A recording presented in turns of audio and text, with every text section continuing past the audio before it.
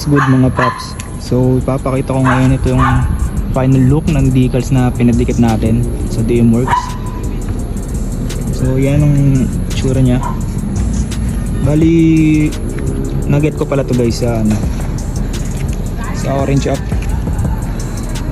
And ano siya guys, reflectorize, 3D reflectorize. Yan yung tsura nya.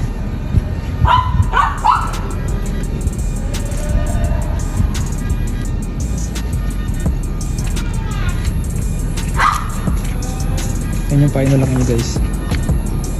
Comment kayo kung ano sa tingin nyo, kung bagay ba or pwede na.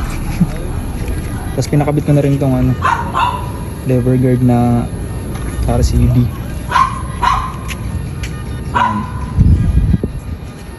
So yan.